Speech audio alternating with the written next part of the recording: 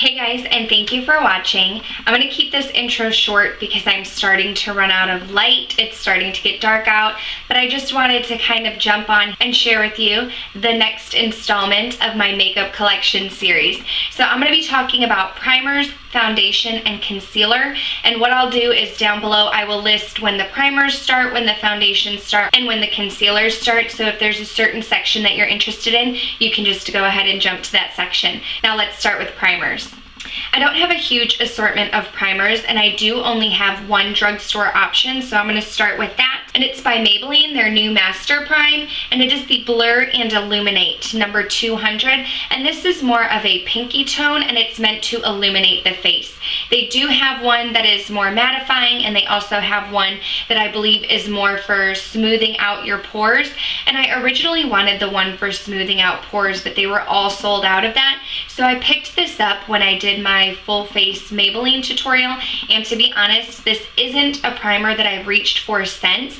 I keep it in my collection so that I do have a drugstore option if I want to use it for a video, but skincare is something that's really important to me, and primers and foundations and just my base is really important. So this isn't a primer that I reach for often. Now my absolute favorite primer is one that I'm actually out of and I need to repurchase, so I will insert a picture for you, and that is the Too Faced Hangover RX. I have gone through 2 tubes of that primer, and I love it because it comes out white, but it blends into your skin, it absorbs quickly, it feels super hydrating, but it does get, I hate to say this, it does get a little tacky, but not tacky in a gross way where you feel like, ew, I don't want to touch my face, but tacky in the sense that I feel like your foundation will really stick. So that is definitely my favorite primer. Next is another primer that I've been loving, and it is actually a sample of the Smashbox Photo Finish Primer Oil, and I've had this for a while. I got this in like an Ipsy bag, I think, and I actually have another sample size that I got in a Play by Sephora. I have really dry skin, so this primer oil, it just really hydrates and makes my skin feel nice and nourished and prepped and ready for foundation, and I find that I don't have any dry patches when I do use this oil. Now, does it make my makeup last longer? I don't really know about that. I do wear makeup on average for like 12 to 14 hours a day just because I work long hours, and I don't really have an issue since I have dry skin with my makeup breaking up. I can't really tell you if this extends my makeup, but it does hydrate my skin really well. Lately, I've been grabbing this guy here, and this is the Becca Backlight Priming Filter. I love to wear this under a light to medium coverage foundation. There's no point in wearing this if you are going to go full coverage cake face. You just won't see it. But I like to wear this under BB creams or lighter foundations because it just kind of gives me an all-over glow, and so this has been one that I've been reaching for in the winter. I have 2 primers from Makeup Forever. One is their hydrating primer and the other is their smoothing primer. Now their hydrating primer, it's not as hydrating as the Hangover RX primer, but it does make my skin feel nice and hydrated before foundation.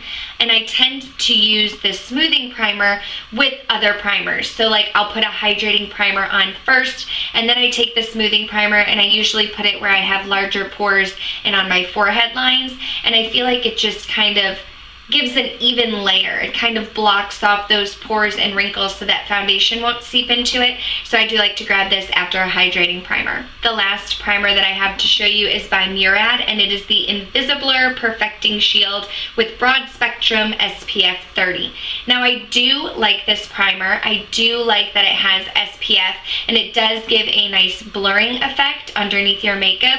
However, it does have a little bit of a silicone-y feel, so it's not my favorite primer. It's not the one that I reach for most often, especially right now since it's winter time. It gets dark earlier. I'm not outside as much. This is one that I would reach for more in the summer when I'm looking for that SPF, but the silicone feel, if you're not really into that, you might not be into this primer. Those are the primers that I have in my collection, so let's jump on into foundations. Now for the foundations, I am going to go in the order of my most favorite foundations to the ones that are my least favorite. Again, I don't have a huge collection. I kind of feel like face products, primers, foundations, concealers are something that you don't necessarily need a lot of. Like, if you find one that works for you, that's a good one to stick with. So my holy grail foundation is in fact the Urban Decay Naked Skin Foundation. This is my second bottle, and as you can see, I haven't been using it recently, so you can see that it's like down to here, but this is my second bottle. I like this because it's light to medium coverage. I don't feel like I'm wearing something really heavy on my face, but it gives me a nice even skin tone to work with, and so it just tends to be the foundation that I grab when I don't know what to grab. So when I am out of this, I will repurchase it for sure. Now I have to say, the next foundation that I'm going to talk about is actually a CC cream, and it happens to be what I've been reaching for this winter, and it is my IT Cosmetics Your Skin But Better CC cream. This is not the illuminating one. It is their original with SPF 50. I originally purchased this in the summer, and I used it a lot in the summer for the SPF, but I have been finding that the combination of the Becca Backlight Priming Filter underneath the IT Cosmetics CC cream is a winning combination and has been my go-to lately. The foundation that I'm actually wearing today is the Too Faced Born This Way foundation. You can't tell because I shake up my foundations before I use it, but I'm probably about this far down on this foundation. I'm in the shade Warm Nude, and it tends to be maybe like a hint too dark for me. This works better when I have like a little bit of a sun-kissed glow and not so much in the winter, but I am wearing it now and I can blend it in or mix it with a lighter foundation. It mixes really well with the Urban Decay Naked Skin, but the Too Faced Born This Way is the foundation that I go to when I want a little bit more coverage. I would say IT Cosmetics is medium coverage but can be full. I would say that the Urban Decay is more of a light to medium. You can build up to more of a medium coverage, but the Too Faced Born This Way is medium that you can build up to more full coverage. If I'm feeling like I need a little bit more coverage, this is the foundation that I reach for. Since I am into BB creams and tinted moisturizer, this is a sample of the Laura Mercier Tinted Moisturizer with SPF 20, and this is in the shade Nude. And I have received a sample of this before and I really liked it.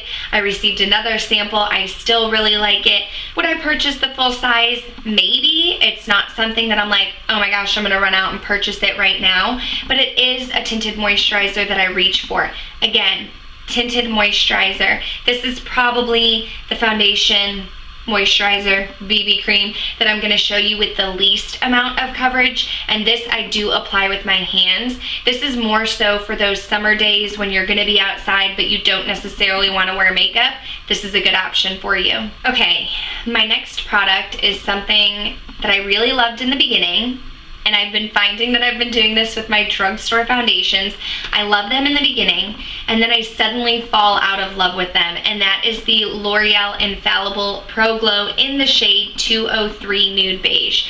Now, perhaps I just got the wrong shade. I'm not sure. I'm usually not the palest shade or even the second to the most pale shade. I'm usually somewhere third, fourth along those lines, and I mean 203. This is the third one in. Originally, I loved it when I put it on. It gives you a nice healthy glow. It's medium coverage. But I was actually applying this in natural light one day as opposed to in my makeup room at my vanity.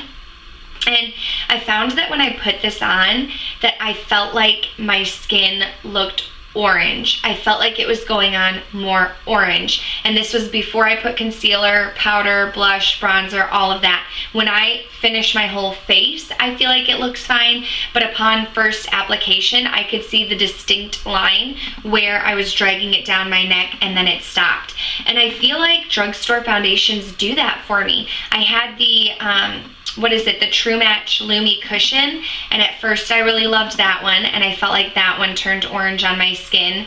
And I also had the Maybelline Dream Velvet Matte Moussey one, whatever that one was called, and I felt like that one pulled a little bit orange, but I really didn't like the texture of that one either. I found that it broke up on my skin and clung to my dry patches. So I don't know what it is about drugstore foundations, but I'm really having a hard time with them, where I like them in the beginning and then I feel like they turn me orange. So it's one that I'm still using. I tend to mix it in with either the It Cosmetics or the Too Faced Born This Way, but yeah, it's still in my collection. Not something I'll repurchase. The last foundation that I have to share with you was a recommendation from my friend Samantha March here on YouTube, and it is the Maybelline Dream BB Fresh 8-in-1 Beauty Balm Skin Perfector. I'm in the shade Light Medium, and this again has SPF 30. This is another BB cream, so it's light coverage. I would say that it could possibly even be as light as the Tinted Moisturizer from Laura Mercier, although you can build this up a little bit. It just kind of gives you an even base. However, this is another foundation, BB cream, that is best applied with your fingers. Our last stop is concealers, and again, I don't have a ton of those. I kind of feel like those are something that they're like all the same-ish. Like, why do you need several of the same thing? But I do have some, and I like some, and I don't like some. So I will start with my two drugstore options. The first is the Maybelline Better Skin Concealer in the shade Light. Now this one, I feel like the coverage is super light. I don't like to wear it underneath my eyes because it doesn't give me a lot of coverage, but I have been using it to carve out my brows. I'll use the doe foot applicator and put a little bit on the back of my hand, and then use a concealer brush to kind of shape my brows, and I feel like this is a really good concealer for that purpose, but that's the only thing I use it for. A great drugstore option, however, is the Maybelline Fit Me Concealer. Again, I'm in the shade Light. This is my second container of this. It's not my favorite Holy Grail concealer. It is a really good drugstore option, and it's great for balling on a budget. If you need a concealer that's gonna work for you, there's a great shade range, but I just have concealers that I do like more. This is, however, a good drugstore option, and this is my second tube of it. My favorite concealer is actually the Urban Decay Naked Skin Concealer, again in the shade Light Warm. Now, here's why I'm starting to feel like you can't necessarily trust my first impressions. My first impression of this was that I didn't like it. I had been using the MAC concealer. I think I was in like NC 15 or something crazy like that, and that's a thicker concealer, and I would put that underneath my eyes to cancel out my dark circles. Well, when I first got this concealer, and I would use the doe foot applicator to put a triangle underneath my eye and blend it out, and it just blended so smoothly and so seamlessly that like I felt like there was nothing there.